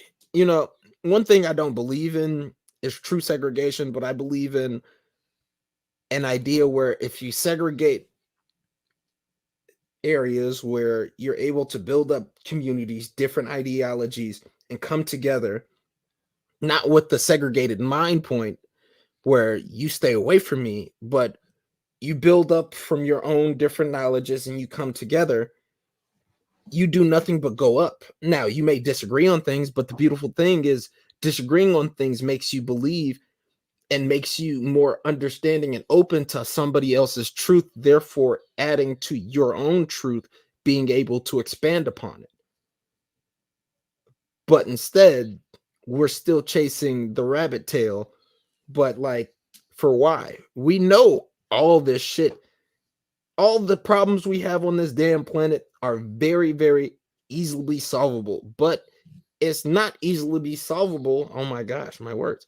They're not that easy to solve when everybody is still stuck on, oh, I don't like your color, or I don't like your culture, I don't like your ideology, I don't like your history, I don't like, a lot of things. There's a lot of I don't I likes. thought you were going to go the direction of state interference with global affairs and local affairs. I But thought that's that's what that as it's well. to me. That is That's a really big what it key. comes down to. I think what you're driving at makes me think of. I think the way I would put it. I think it's the same thought, different words. If there was a world where there weren't these completely out of balance power dynamics, it was really just like when you think about how you relate to the people that you actually work with, the people that you actually like, your family members, the people who you really Mhm. know in real world, not the redacted world, Mhm. is like people getting along, mostly getting along and cooperating, Yeah. and nobody's thinking about waging world wars. Nah, it's Nobody's pointless. thinking about It fucking terrorists. Like, I think that that shit gets introduced through nefarious, corrupted, government-driven aims and people who are in the uh, deep state. Well, I mean, to a degree. when it To a comes down degree. to it, well, when it comes down to literally the global events, the biggest global events, I think it's Mhm. always easy to connect that to Yeah, it connecting the dots to the certain big global powers. elites. Yeah. And it's not even it wouldn't in my view, Adam, like it was just shared with a documentarian, Adam Curtis. He always relates to politicians as managers. He doesn't think of them as leaders. He relates to them Mhm. as, yeah. So the Mhm. true leaders are the redacted. They're unknown. We don't know who they are. They're actually the leaders, but the Oh, yeah. managers are the politicians who are more like the manager at work, who comes out Mhm. and the general manager that comes out who acts like, this is the plan, I thought of it, and this is, it's Yeah. like, no, you're just telling, the president of the company gave you this directive, and now Yeah. you're explaining it in your words to us. Yeah, we never meet the president. We always meet his secretaries or people that his underlings. We don't Right. know the I mean, But we at work, the general manager's the man, is the top yeah. Yeah. dog. Yeah. You're not worried about anybody above him. So, Because he's direct th- at you. He's the right. direct, yeah. And because we all work for, yeah, there you go. So that's how we relate to our presidents, our congressmen. We think Mhm. they're leaders, they're managers. Um, so without Be these the shadow governments and the shadow players, Mhm. I don't think you would have actually had a World War II. I don't think you have actually would have had a rise of Hitler. I don't think you would have had um a COVID. I don't think you would have had a lot of things that are going on now. So, Easily. or an Iraq Easily. war and all these things. No. So um But, I just all wonder, of those in a things truly organic human world, would it be even a tenth as fucked up as it is today? I mean, is this no. an organic human world? Because then I'm kind of implying that it's like reptilians, right? Like, No, but I guess, like, without the corruptive power structure, would our world look like this? to a degree, because man can be corrupted. Um, and you don't gotta be somebody who works for the shadow government to be corrupted, you know. You, Yeah, when humans are when easily corruptible. They're not when essentially we're good. They're very easily corruptible. we're very malleable. We're malleable people. We can be influenced. And when I agree with you wholeheartedly on the oligarchs who run our lives, but I also go back to when there were different, Native American tribes, and they were cool until either they wanted to expand their land, that's where war happens, or you could do a peace treaty. But it depends on who their leader is. Do I want to go through it savagely? I don't even want to sit down with these people. I want to grow, like the unification of China. You feel me? Like back when all the dynasties were a big thing, and you had one set over here, one set over there, and they're Yeah. like, Can you fuck imagine? those guys. But they It's a still massive lived, land. in a, how Some do you kind of put it? cohesion. Yeah, but they all still had Solidarity is a term. values. Their values were all the same, but somewhere down the line somebody got corrupted. The influences, but it takes back what starts corruption. Like if we were Yeah, to, so, yeah, I know. I caught what myself starts into this, corruption? and it's really, we're not going to solve that question. Do you have an answer? Hmm, nah. No, We'll yeah, get it's back to it. it's We'll get it's a back to chicken and egg it. kind of question. It's like, Yeah. I mean, I guess if I guess it Oh, wait, really hold on, wait. honest. I got you. I got you. Go ahead, When answer it. look at the animal kingdom, right? You get ants. You get ants who go to war. Ants Right, go to war. Right. They don't see other ants conquering other ants. It's just internal, it's instinctual. Sometimes when somebody's born, and then we take this back to goddamn numerology and astrology. Fuck it. You know? Well, I'll tell you what, if you look at anthropology, it seems clear that there wasn't the room or capacity to have organized war in a hunter-gatherer kind of setting. It just Absolutely right. maybe Absolutely little right. spats or something, but it wasn't Yeah. like not until you introduce agriculture do you enable the possibility for people to have that Yeah, I understand an the arsenal. They need a surplus of Mhm. food. Right. There needs to be kind of like with anarchism, if you really play it out, you think about people who are basically anarchists, hunter gatherers, and then they start growing food, and then by growing Mhm. food, they find that somebody grows more food more Yeah. effectively, Yeah. takes more land, Uh-huh. becomes a kind of a king in that realm, and then rules the land, rules the people on that land, and then they have an arsenal because they've been Mhm. sedentary. Now they can start using metals and Mhm. learning how to make tools more effective, uh, more deadly, But and then eventually through the free market system, you have the need actually for Mhm. a leader, some kind of organization, Yeah. and then government actually plays a free market role in dealing with this situation that is introduced through agriculture. Mm. And then, but then you have corruption right there. Yeah. So I think corruption is sort of like this controlling nature. The control is the corruption. Um, Yeah. it's just Yeah. a force that's in the universe, sort of like fire. You can create the conditions for fire, kind of like ever. They're always surrounding us, but you just have to combine them. But fire will just come out of nowhere as soon Yeah. as you combine those elements and the Exactly. conditions. So, like Exactly. that Exactly. control is always a possibility. It's a psychic thing. It's a psychic Mhm. thing, not a Right. physical thing. Okay. Yeah. So Carol, William Burroughs would say control has no practical value, has no practical purpose. Control only leads to more control. Because once you control one thing, you feel as if you don't control enough. You know? Yeah, I want to. I mean, I relate to that just for the like getting my finances together. I used to feel like at the end of the month, if I had $100, I was doing fine. Mhm. Pay my bills. I have a place to live. I have an income. $100, fine. Mhm. Now it's like the more I have at the end of every month, the less secure I feel. The more I establish that I'm going to have X $1,000, plus some gold. Now I need to get some ammo, and like I'm just going to Yeah. keep growing it. There's actually Yeah. it's endless. I do believe that there would be a point where I'm like, okay, no, I've established my like nest egg, my retirement. I can fuck around now and be Yeah. generous and share a lot more and things like that. But right now, I'm more like I need to get my shit together. But But one it does thing feel like I understand the corruptive factor of money and things like that because the more money I have, the less I feel like I can spend it.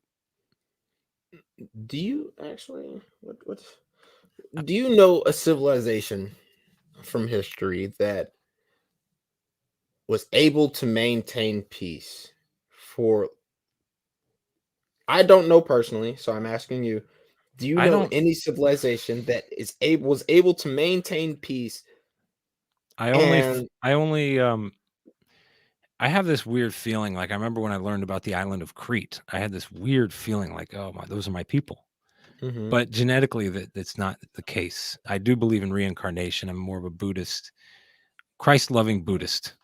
Um, but so that may be why I feel that pull through the island of Crete. But from what archaeologists say they've discovered about Crete, which is just like off the coast of Greece, Mhm. um, is that these people didn't have artifacts of war or culture of war. It was a culture of art and athleticism, basically sports, games. It's I I got another one for power. It's the seven deadly sins of of human nature, you know. You your own internal mind, granted it's an accumulation of um experiences when you grow up, and like when you don't feel as if you have enough, you always would need more. And like jealousy pops up, you know, like, why was he able to pick more flowers than me? I don't like that, you know. Or, you know, why was he able to grow more than me? Yeah. It's There are these innate feelings that are Yeah, it's human. it's an innate, but the thing is do you follow that innate feeling, where is this, if you feel as if you're doing wrong, or do you get over your ego, you know? Well, it's very hard. Ego is always up present. It's like another. It's in the It's fabric of our of the yeah, universe. it is us Um, in a the sense. less ego that you occupy, the more consciousness you occupy. Is how I look at it at this point.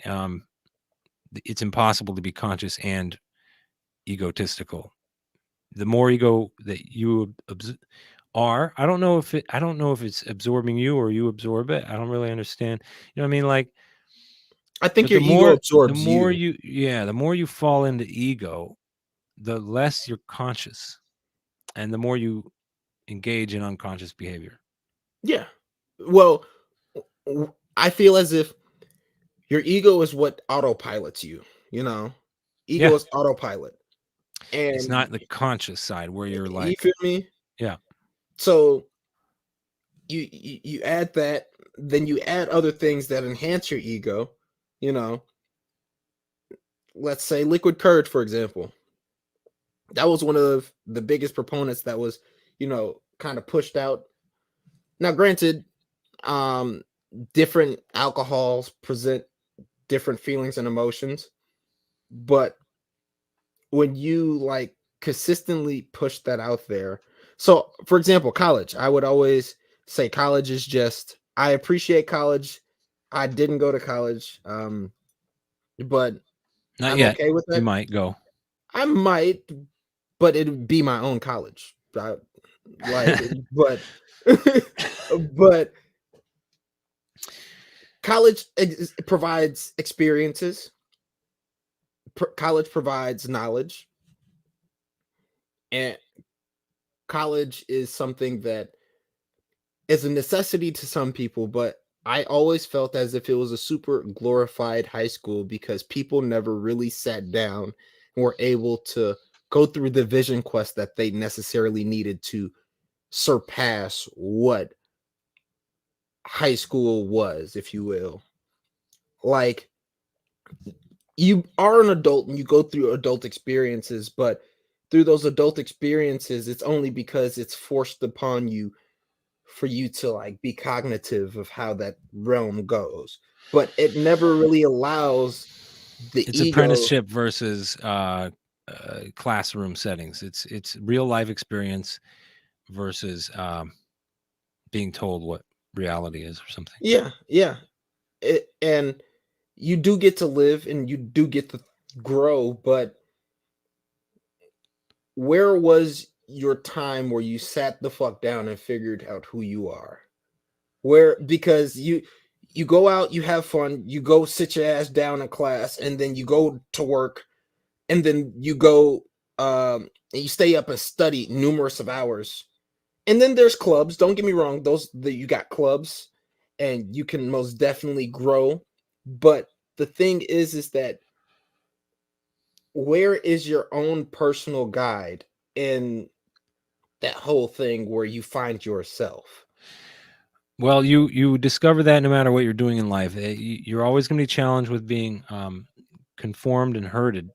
right? And you know, I mean, I guess all this time I've been trying to drive at the idea that you joined Aquarian Anarchy because you were searching because you don't fit into the mold of what the what society would like you to be, and so you ended up in the hotep chat. You ended up talking with a 45-year-old dude. He ended up, white dude, several states away, and then you ended up on a podcast, and Yeah. because of your searching and your need to have a community. And this is the same with me right now, because I come from a very liberal community, and now I'm not, I wouldn't say I'm conservative, but I finally understood what is valuable about conservative values. Mhm. That's a kind of But that's redundant what I just said, but and now I understand why I appreciate conservatives who are yeah. true to them, to that idea, not Republicans. Mhm. um and if and I so like, and not to just, I like the new face of the conservative world. I like the Hotep vision. I really am, um appreciate. I think one reason I listen to that show, the Hotep's Been Told You, also it feels local, because Yeah. Uncle Yeah. Hotep's from Philly area, so they're always saying the word John, Yeah. which is our Yeah. favorite Bull word out here. and bull. Bull, yeah, yeah. I didn't hear that till I came out here. Um, yeah, things like that. So, But it but helps it's like a to new be face to the conservative idea. Mhm.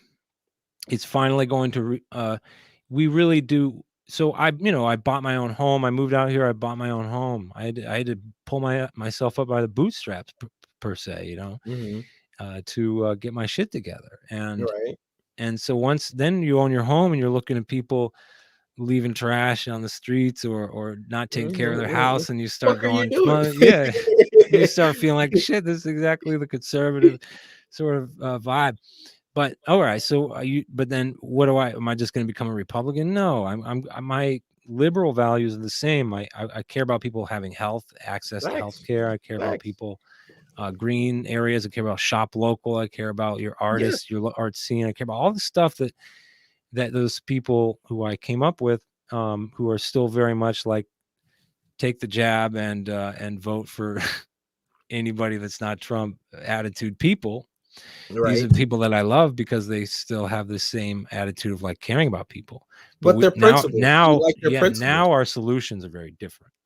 Now the solution to me is, the Hotep solution to those communities here in Philly is not to just keep shoving social benefits at them. It's to, um, it's not. I'm not going to be the guy to do it. I don't know who is, but if somebody has to. Is Uncle Hotep going to be the guy? He is touching some people around here, I'm sure. But these communities have to get it, get it up, get it together, and get themselves up, and start their own businesses and things. And Yeah. that's the same, like, and that's how it makes me think of old time Portland, when Portland was cool. It was not rich. There was not a lot. Nobody had money, but the punks got together, started a co-op, a food co-op, Mhm. or a coffee shop co-op, Mhm. and so we had all this anarchist kind of world at the time, where you see people. It's funny, like in Philly, you see these people just in dirt bike gangs. Yeah, Uh, yeah, yeah. I've peeped that a lot from Meek Mill. Meek Mill has, like, yeah, put out look, I understand that, like yeah, but that's my gateway to Philly. That's, like, my yeah. understanding to, like, how Philly is. I'm not saying that, you know, his lifestyle is how all Philly is, but, you It's know yeah, North Philly. He's North Philly, I think. North Philly? I don't know. Definitely the dirt bikes are North Philly thing. Um, the Yeah, and then in Portland, it was a bunch of people that would, like, weird circus type artists who, crusty punks who would chop bike frames up and weld them together and make them tall bikes, double stacked That's bikes. dope. Yeah, yeah, yeah, And yeah, you yeah. see these gangs of people on tall bikes riding down the street. Uh-huh. Very different vibe. Yeah, Very different vibe. But there's something. These are people that are local. They're having their own expression, and and I'd rather those see it more uplifted, to where you're not disturbing the peace by fucking making all that noise with the bikes. It's weird too, because they're not on the dirt. They're dirt bikes. in the middle of the street. But Yeah. actually, they tear up the creek just down the street from here. They tear that up. Oh, They yeah? take That's them all you down there. hear? So they'll rep, and I'll find gun shell, like bullet shells, um, in the park in the creek down there too. So yeah, I hear the guns. I hear the. It's wild, dude. It's Yeah, wild. you guys I don't know got what I was talking about. I forgot what I was getting at that whole time. I just got tripped out of there. um, Got hung up on that. you were, originally elaborating on, like, how I found my community and you found your community, Well, And I'm learning. I'm still discovering here. But yeah, and then my new world is very different. But yeah, the Portland world. but it's Very necessary, and it's a necessity for you to be able to have those new world experiences. And this is where I dislike borders. Like, I dislike the fact that, like, owning, like, somebody that we don't even fucking know said, "Yeah, you can live here. You can build your house here, and you're gonna have to pay me for it." Like, who owns a planet? Like, can you please tell me that? Other than, like, the richest people on this bitch, but, comes like, back to agriculture. Once you start doing agriculture, then everybody agrees they want a piece of that opportunity to grow food, so they agree that we're going to divide up the land. And surely there was people who were like, you're taking from God, you can't do that. It's going to ultimately you will be punished because you can't trick God, you can't take from, but I don't know, I don't I want my private property, you appreciate, know. no, I understand about private property and keeping, I built this land, or I put in effort and a exchange of energy to build up my own domain. That's understandable. But The what? state hands it to you. Like my ancestors actually pioneered territory in Western Pennsylvania to where we have our name on the roads because we built Oh, the roads, that's what's up. because we needed to get to the farm. Yeah, So yeah, like that's a good example of the state gives you very cheap land, and then but you got to do all the shit like build roads, but then you get your name on the road. yeah. You're recorded there in history. But those are the efforts that are taken to not just stay in your own domain, but to expand out, you know, and not to be reclusive, because the roads that you guys built and the land that you built, could your people have grown on their land? Could they have grown food and, like, Oh, it was essentially, marvelous. so It was therefore, so bountiful they burned the trees down. Just like the Amazon rainforest, you see people that are pioneering their own little farms mhm, and they're just burning the forest down. That's what my people did. And even the most conservative dude who's still on that land, uh, I mean, it breaks his heart to think of those great trees just being burned down. He's no environmentalist, but he's like, why would you waste those trees? But they had so many, they didn't give a fuck.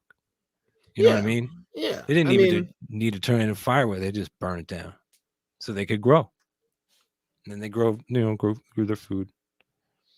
so the thing is that your people could have been entirely self-sufficient, and they could have just said, "Fuck them roads." Like, if somebody wanted to come to us, they would come to us. Well, they want to get out of there too. They need to take their, Exactly. yeah, And to expand and gain better experiences and right. more and grow and to add additional things to their present life. So it goes back to us craving and ultimately wanting to grow. Humans automatically and naturally just want to grow. you know, it's we grow out. And I feel that on a personal level. So I would agree. That's a very human thing to want to improve and grow. that it's just a, to my recollection and to yours, it's something that is in my genome, and if it's in mine and you can align with it, you know that everything on this bitch grows and dies, but we want to grow before we die. I want to bring it back to the baby thing because Hmm. you could say it's a flaw that babies are completely helpless for years, but it might be a feature.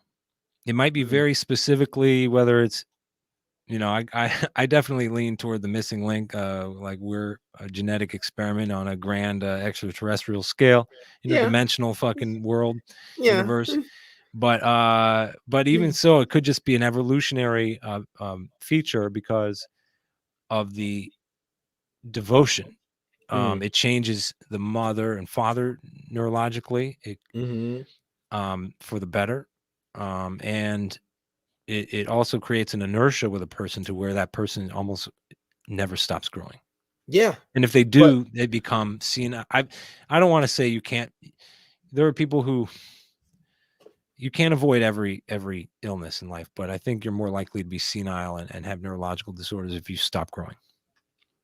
yeah, well, At old age, you Alzheimer's and you shit. you, you know, like not necessarily like pointing out to Alzheimer's, but what you call it? You know, when somebody experiences something extremely traumatic, they mentally get repressed to that certain age and they stop growing. So we can take it to Yeah, no, there's trauma. You yeah, can be traumatized. I mean, most of us are traumatized. Even people that don't have like systemic trauma or thoroughly abusive parents still have some. I have definitely some some form of traumas that. trauma. Yeah. Yeah, so I have definitely some trauma experiences that have trapped me into a certain Mind age. frame that's stuck at a certain age Hmm. that wasn't allowed to I grow. still experience it sometimes, It it but and I what actually you've feel like recognized, yeah. but you've recognized that Yeah, some because people don't even I'm a recognize it. spiritual person. I'm fascinated by psychology. Unfortunately, not everybody is. So Well, they not everybody necessarily needs to be, privy to wanting to learn how the mind grows, but when you have a baby, when you plant your first tree, when you see that seed, it's growth, it's a natural thing for growth. It's a yeah. natural thing for growth. And I'm not in the mind of a murderer, but after he knocks off his first victim and then like thinks he wants to do it again, either his consciousness is gone or his conscious is like, holy fuck, why did we do that? But it felt good. Yeah, But those are due to the experiences that he you went just through. took a left turn. Oh, my bad. Yeah, no, I just took a super left turn. I don't But even know what to think about that. oh, I'm sorry. That's That's just all good. but This has been a stream of consciousness talk brought to you by StreamYard on a live stream. It's all about streaming now, man. That's what it is. yeah, Everything's a but stream now. we're a stream of consciousness. Think about it. We run off of electrical signals from our brain, dog. Yep. That's absolutely crazy that we are compiled of almost in pretty much everything that is conceivable to the human eye to a degree. Yeah. Yep. But We're a microcosm. yeah, I like to think of us. We're a complete universe. I'd like We're to think of us we're not just our nodes in the yeah, blockchain. yeah, yep. And If there is a everybody's matrix, that's what blockchain the fuck we are. We're all nodes in the blockchain. everybody's blockchain is different, and so therefore it's like everybody gets even though like we're clones, we're legit clones of our people. We get incubated in the belly. You take some things from your mama, you take some things from your papa, and you mush them together, and then you get your own conscious. But the values of your parents and their parents, and then you may not even get the full genetics of your mama. It may skip from your mom and you get it from your great grandmother. So everything is a streamline. Everything is about cons- continual continuum, like ultimate fuck. Con- What Continuum or continuum? continual? Yeah, yeah. But everything just goes. Yeah, I think the continuum is the word you want. Yeah, continuum. There But we go. what you're referring to as the continuum, I'm not sure. It's just all of reality is a continuum. It's Cycles yeah, like a cell. time is a continuum. Yeah, Conspiracy is what I say is a continuum. Uh, yeah. yeah, just the power is a continuum. State power changes, but power itself is a continuum. Oh yes, absolutely. Um, It and as long as hasn't there's consciousness and egos involved, there will be a power struggle. always, but This seems to be w- part of the fabric of reality, even beyond, question then, I don't know, beyond question then. human consciousness, because certainly you have power struggles in the animal kingdom, pure animal kingdom. Yeah, It's not just a capitalism. People always want to call it something, but it's not just you could. It's a natural There's a thing. massive struggle for power in the socialist worlds. Yeah. Yeah. It's not a perfect like this world, This power is everybody's jonesing for it. Everybody. We're getting in here too. We're doing more time than Marcus. I don't even know what we've been talking about this whole time. I just think it's conversation. It's conversation, and the yeah. thing is that what's funny is that you're a Libra and I'm a Gemini. Marcus is an Aquarius, and you talked to air signs, and you acting like this was going to be a 30-minute conversation. No, I always try to. I watch the clock, and when it hits an hour, I usually go, "All right, it's been an hour. We should wrap it." This time I was like, whatever. And then when it started getting close to Marcus time, I was like, well, I'm just going to see if we can get to that. And then now I feel like we could just keep going. So we should do it again. Yes. I don't know if we have anything that we could tie up that we were just talking about. Power and everything else. Look, power most definitely isn't something that is like a chicken before the egg. At the end of the day, it's something that we all crave, but we all fear at the same time. If you can get beyond craving it, then I think you can live peacefully with a great deal of joy. Yeah. Yeah. I don't think. And you might even end up having power just because you relinquished it. That's what happened to Buddha. Yeah. Yeah. That is actually very true. Yeah, I can't wait to rewatch this because it's like when we talked, it's like when I have a conversation and like tell stories, I tell the story from B to Z to A to E. Yeah, you get mixed up. I get mixed up, but the thing is that me too. If you pay attention, it all comes to a cycle. Yeah, and if you just ride with it, if somebody's going to watch this later and just rolls with it, they might. I have noticed that people tend to actually watch I don't have a lot of views, but I've noticed the ratio to hours and views. People are actually watching the content. They're watching it through. So that's a good sign. I am insecure about my ability as an interviewer. I know I need to be better at keeping it on track, but these live streams are not meant to be like, they're meant to be casual. I'm not trying to. Yeah, I am going to eventually make it constructed. You can construct it, but the thing is that the best thing about conversation is once it gets free flowing and it's a genuine conversation, there's so many things that can be talked about. There's so many things that can come agreements and then the disagreements. But in between the agreements and disagreements, you find a new you because you're able to accumulate what the other person said. And if you're a comprehending person and you can digest what they say, you ultimately grow at the end of the day. Yeah. I think I'll keep doing these this type of thing, even though the podcast I think I want to do is not going to be so free. I think it's going to need to be more structured. Yeah. And I have a lot of work to do to get to that point, but hey, right boss now man, I'm enjoying it. You doing actually I'm gonna send you this some motivational conversation. I mean, you already know your keys of life, but one thing that I have eradicated from my life is having doubt. You are doing a great job by just starting and having a plan and consistently pushing it out there. You if you didn't want to do this, you wouldn't be here. Yeah, I'll be honest with you. I'm sleeping better since I started doing this because I was starting to feel like I'm not following my purpose in life, and I'm not supposed to just be on the sidelines working in kitchens or whatever. I'm really not, and I don't know exactly what God has in mind for me, but I got to be open to it because it's not.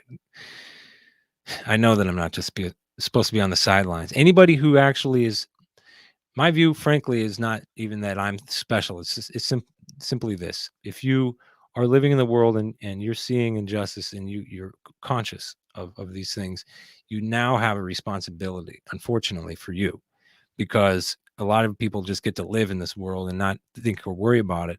But if you are one of these unfortunate who souls. aren't on autopilot, and it's not Yeah. unfortunate because No, it's the best. it It's the is, best. man. It's free, it's liberating. It's so good to be able, It's granted, scary.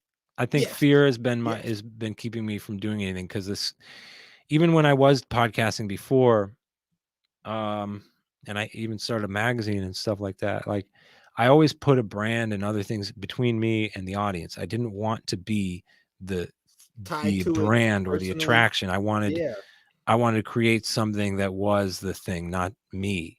And yeah, I think that's simply because I've always been afraid to reveal myself. And but yeah. for I also, for that matter, I it's very vulnerable to be um truthful.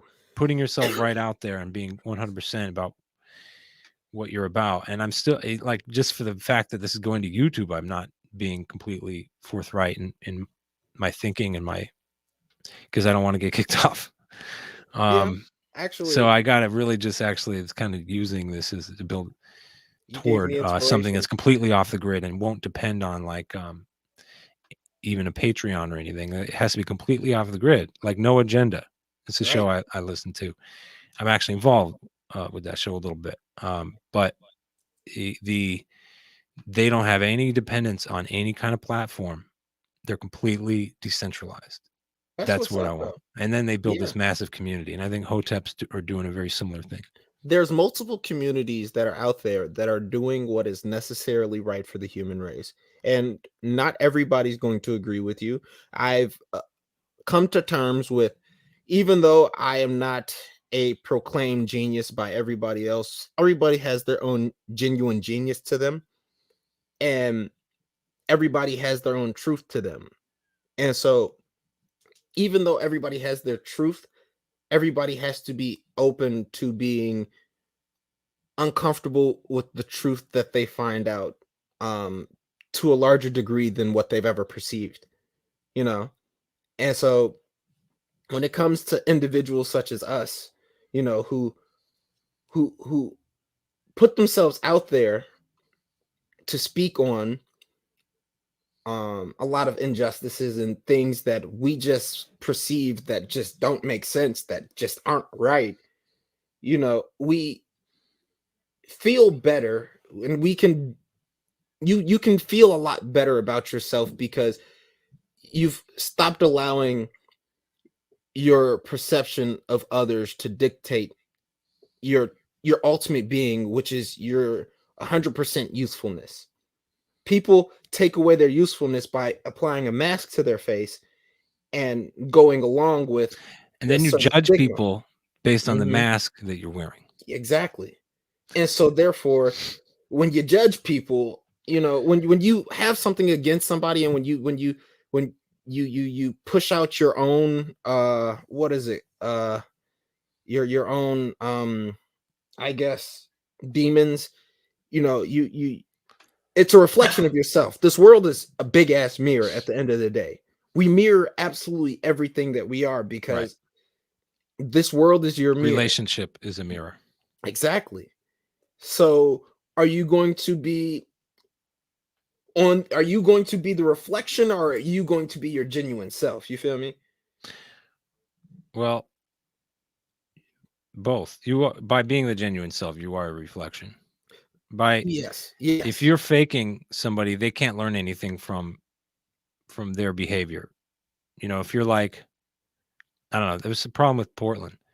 Passive aggressiveness Mhm. didn't help me like get over. Philly has this thing, you better respect people. But Portland has like this passive aggressive thing. So if you disrespect someone, they just kind of do something passive aggressive. You don't quite learn.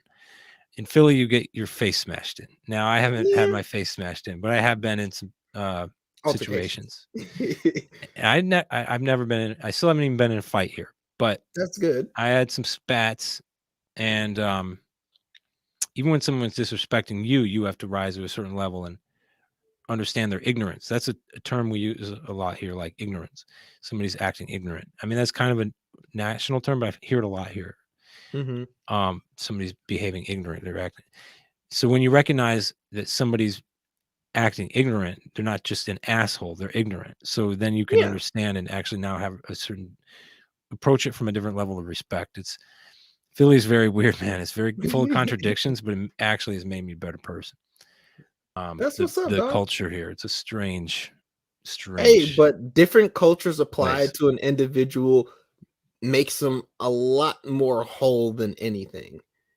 Because you can take from different cultures and apply it to yourself, just like how you take your liberal values and you can see some conservative values and you still apply it to yourself, and you're still going to be the best individual you can be at the end of the day.